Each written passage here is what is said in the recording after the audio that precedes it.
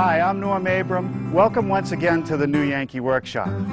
Hey, look at this. More snow. This has been the endless winter, but we don't care. We have a nice, warm workshop to work in today. Now, we found a real nifty project at one of our favorite museums, Old Sturbridge Village. It's called a butterfly table. So what do you say we go out there and pay a visit, take a look at the antique, and then we'll come back here to the workshop, light a fire, and build our own version of the butterfly table. Go ahead, snow all you want. The new Yankee workshop features the craftsmanship of Norm Abram. Welcome to the common of Old Sturbridge Village, a collection of buildings assembled here in the 1940s to represent a Massachusetts village of a much earlier time, the early 19th century. It's a wonderful place to visit. I urge you to come here and experience what life might have been like in the early days of our nation. Now here's the house we want to visit today, the Fenno House. Built in 1704 in Canton, Massachusetts, about 60 miles from here. It was carefully disassembled and brought here and put back together. It's a very simple farmhouse, and inside is the piece of furniture that I want to show you.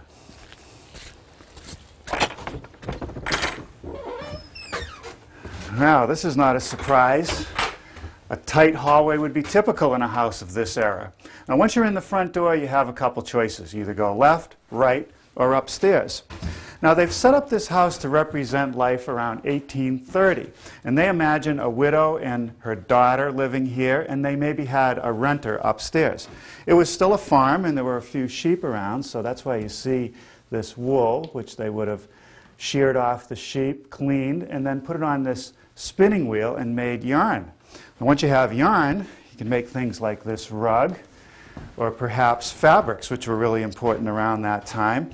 And this fabric that we see on the loom might have been used on the front of a man's vest.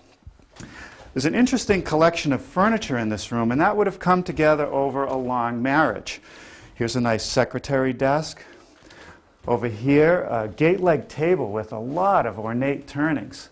And across the way, a simpler piece that at first glance looks like a dresser, but it's really not. The only drawer that operates is this bottom one. These are all fixed. It's actually a blanket chest with some Chippendale brasses. There's more on the other side. Once again, we cross through the front hallway into the kitchen, which would really be the work center of the house. Meals would be prepared here, laundry would be done, and candles would be made. And look at this fireplace. It's huge. Over here in the corner, a beehive oven. This was really the energy center of the house. And this is the piece I wanted you to see. They call it a butterfly table. It's early 18th century. It's an American piece made out of cherry. And let's check out the details. Stretchers go all the way around the bottom. Some nicely turned legs. And on the ends, they're actually splayed a bit. It's a drop leaf table, so you can easily drop the leaves to slide it up against the wall and take up less space. Or if you need more room to work at or eat, you fold the leaves up and support them with these decorative supports. As I look down on the top, I realize it's not round, it's slightly elliptical. This is a nice piece. This would fit in any home, whether it be 18th century or 21st century.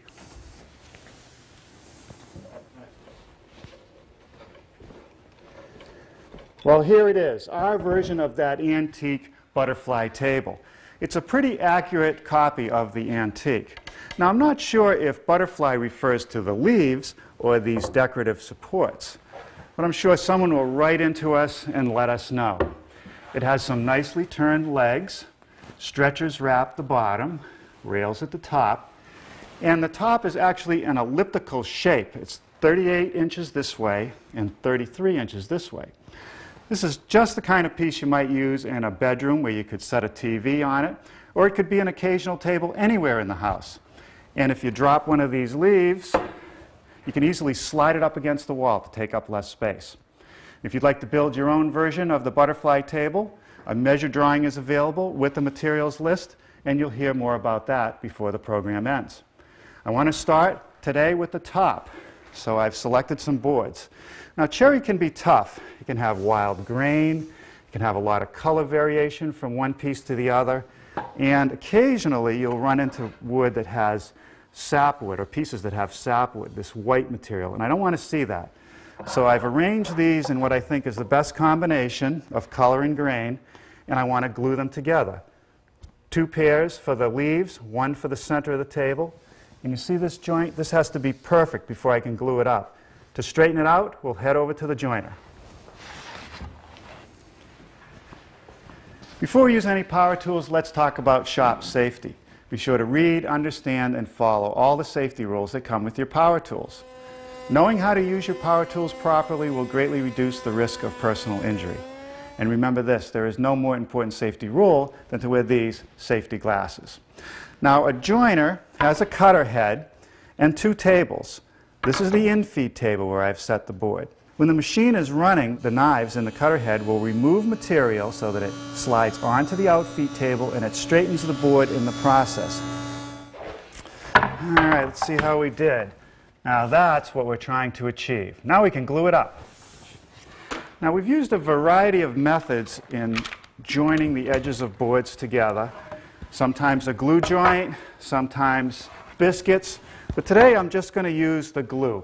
I have a lot of faith in the strength of the modern glues, and the last thing I want to have happen is a biscuit show when I cut that elliptical shape.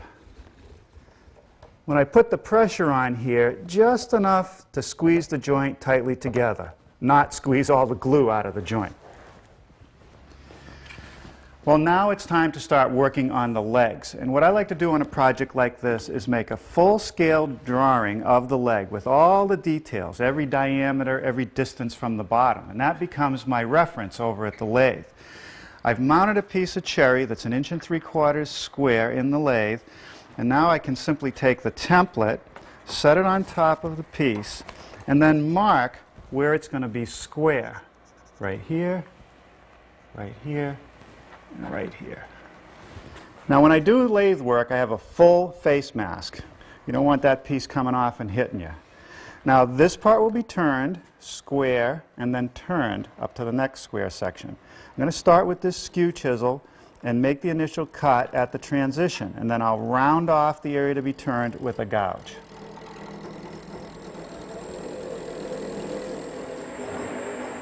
Okay, now that I have the round portions formed, I'll take my diagram once again and mark all the transition points. And then using a variety of tools, I'll form it.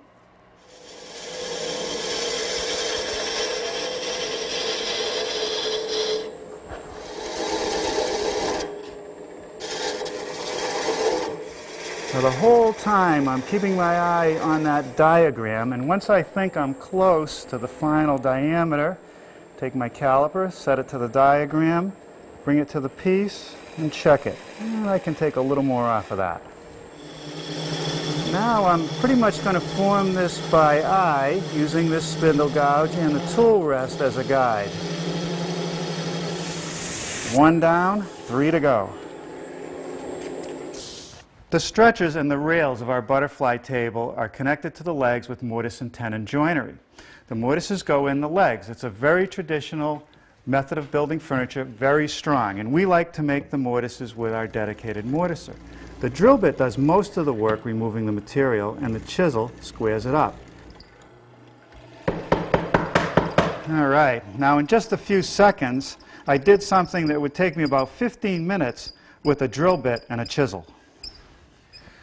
Let's take another look at the prototype and see how the legs meet the top and the floor. On the long side of the table, they're at 90 degrees. But on the short side, the legs are splayed out at 10 degrees. So the top of the leg has to be cut at 10 degrees to be flush to the top, and the bottom needs to be cut to be flat on the floor. We'll do that at the table saw. So here I'll set my miter gauge at 10 degrees, and I'll cut the top first. I want to just come to the back corner. Now we'll adjust the stop a little bit shorter and get the end that meets the floor. All right, let's cut the top rail and the lower stretcher at 10 degrees.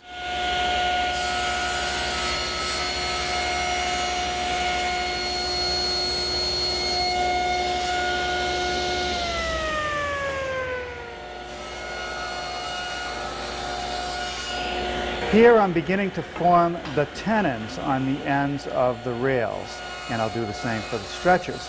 I've set up a stop block, set the distance to give me a 7/8 inch long tenon and the depth at 5/16. We'll make a pass on each face on all ends. To make the shoulder cuts on the rails and stretchers that are cut at 10 degrees, I slide the piece up against the stop, swing it around so that there's no gap, and make a shoulder cut on each end.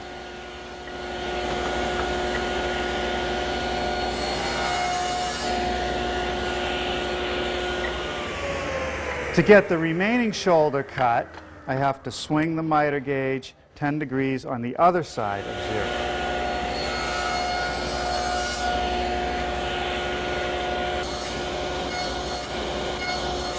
Here I'm beginning to form the top and bottom of each tenon, and I'm just nibbling it away with the saw blade. It goes pretty quickly and there's really no need to set up a dado. Next are the cheek cuts, and to make those we're going to use our tenoning jig. And what it does is it holds the piece securely in a vertical position and it keeps your hands far away from the blade. Now I want to complete the tenons on the rails and stretchers that have been cut at 10 degrees. So I've laid out the material to be removed, which is 90 degrees to the shoulder. I've set up this guide, and that'll make the shoulder cut at the top and bottom edge. Now I just complete the tenons freehand. All right, let's do a little bit of a dry fit here. Get the top rail and the stretcher on the tapered end together. That's pretty good. Now the long rail, if I slip it into the mortise and tip it up, you'll see that the top of it needs to be beveled at the same 10-degree bevel. We'll do that at the table saw. Let's take another look at the prototype, this time underneath. If you look, you can see that the top is secured to the base with some wooden clips that sit in a groove. Now the groove in the end piece is at 90 degrees, the groove in the side has to be at 10 degrees. I want to ease the edges on our stretchers, and now's the time to do it before assembly. And I'm using an 1/8 inch radius roundover bit. Finally, we're ready for a little assembly. I've put some glue in the mortise and some on each tenon. Okay, now it's always a little difficult to clamp a tapered piece like this, so what I've done is I've cut a couple pieces of plywood at a 10-degree angle so that the clamps can stay straight, and it'll also keep the clamps from marring the surface of the legs. All right, we'll let this sit in the clamps for a couple minutes. There's something I want to do to those long stretchers. Let's tip the prototype up so you can see underneath here. I need a 1/2 inch hole in this stretcher to receive a pin that's in this support piece.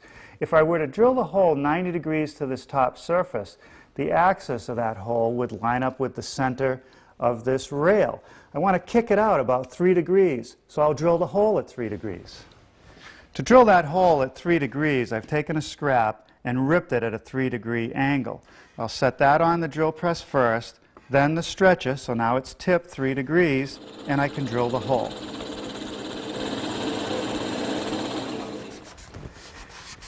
All right. Well, I've used the same setup to glue together the other end of the table. I'll let that sit in the clamps for a few minutes, and before I leave tonight, I'll put the whole base together, and we'll be ready to wrap this project up tomorrow. Well, good morning. Last night the glue dried on that base assembly, so that's all ready to go. Today I want to start by working on the top, but first let's take a look at the prototype and the joint between the leaf and the fixed part of the table. It's kind of unusual. I've never seen one like this before. This part has a round bottom groove, and the leaf has this little bead. There are 2 hinges on which the leaf pivots, and when it's up, that tongue and groove joint gives support to these edges, otherwise they could bend down. Now I want to start by taking the pieces that we glued up yesterday for the top and making that groove in the center panel. Over here at my router station, I've installed a bit like this one. It's a round nose bit, a 1/4 inch diameter, and I've set the height just right, installed the featherboard, and what I want to do is run the piece through on both faces, and that will guarantee me that that groove is centered. Now I've switched over to a roundover bit. This is a 1/4 inch radius roundover. I have an 1/8 inch roundover installed in the table. One pass on each face will form that tongue. All right, let's see how we did. That fits nicely. The next step is to mortise for some hinges. One will go here and one will go here. We're looking at the underside of the table. Here's a sample I made up from some scrap of the hinge already mortised in place. It's a drop leaf hinge. To cut the mortise, I made a template out of plywood, and the cutout in the template is just slightly bigger than the hinge itself. I'm going to mortise it using my router, which has a bearing at the top of the bit. That will ride around the inside of the cutout, and the bit will mortise it. Because this is the underside of the table, I can secure the template with just a couple brads. We'll never see those holes.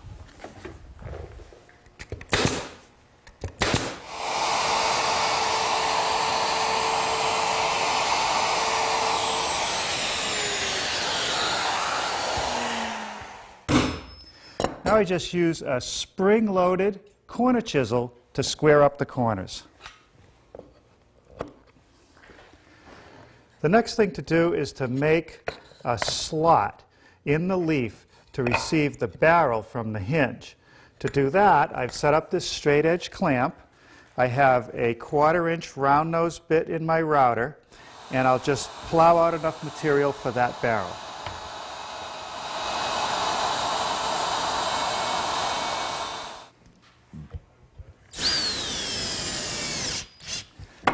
Now the ellipse. First I have to lay it out. So I have two axes, one along the width of the table and one along the length of the table. I've made this marking device that has a pencil on one end, and the distance from the pencil to the first pin is half the narrow side of the ellipse, and the far pin is half the long side of the ellipse. I place those up against these guides, making sure the pins stay in contact as I swing it around. And when I get 1/4 of the way around, I have 1/4 of the ellipse. I repeat this 3 times, and it's all laid out. I actually discovered this method on the internet. So I'm going to be nice and patient and leave the line. To smooth up the cut left by the bandsaw, I'm using my belt sander, just taking the line away. The first step in treating the edges of the top is to round the top corner with a 1/2 inch radius bit. I'll do it in 2 passes because I'm removing a lot of material. Now I'll treat the bottom edge with a smaller bit. What I'm doing here is laying out one of the 2 supports which will hold up the drop leaves on the table. I took some measurements of the antique and made this template out of 1/4 inch plywood. Now I'll cut it at the bandsaw. Just as with the top, I'm going to leave the line. With my spindle sander, I'll smooth the edge and just remove that line.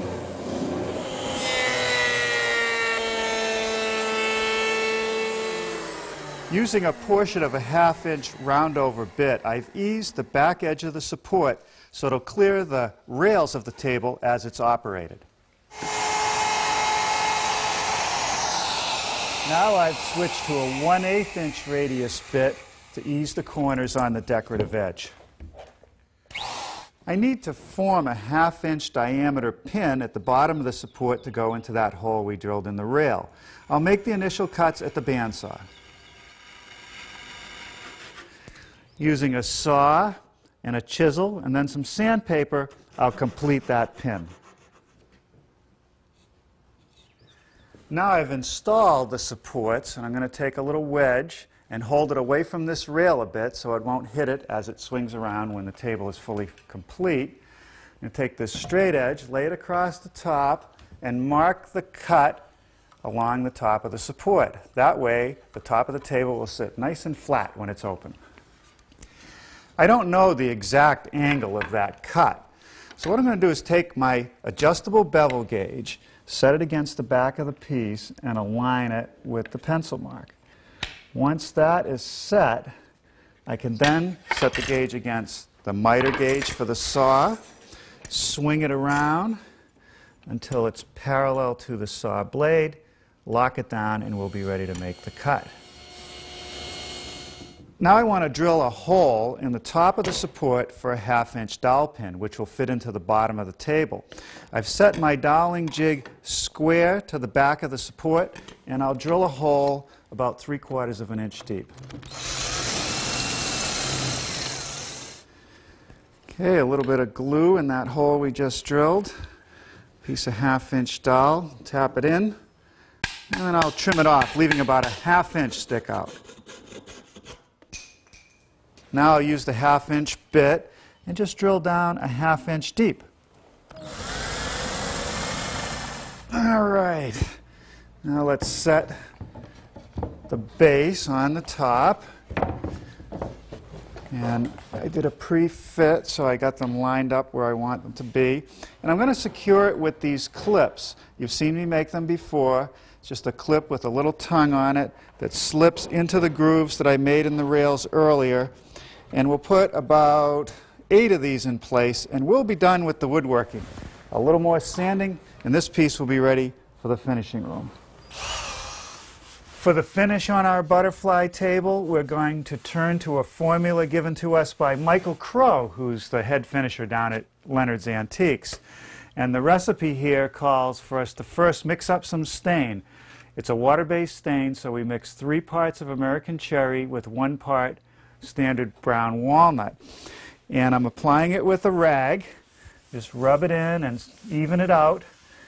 And once I get everything coated, inside and out, underneath, everywhere, every edge, every surface, we'll coat it with some shellac. After the stain dried, we applied a coat of shellac and then used 3/0 steel wool to smooth it down. And now I'm up to the next step, which is to apply this glaze. It's an oil dispersion. I like to put it on with a rag, and as you can see, it takes away all the grain when you initially put it on. But if I massage it, I can even it out and give a nice rich look to this cherry. Now after I go over the whole piece, we'll let it dry overnight, and then we'll start to seal everything up with some polyurethane. Well, here it is, our butterfly table with several coats of hard-wearing polyurethane. We got a dust-free finish, and we got the color just the way we wanted it. This will be a very useful project, and it was a lot of fun to build. Now let me show you what we're going to build next time. It's called a folding screen. We got the idea from an article in This Old House magazine about folding room dividers. In the article, they showed an antique screen made out of mahogany, which inspired this one. So next time, we'll build our own folding screen right here in the New Yankee Workshop.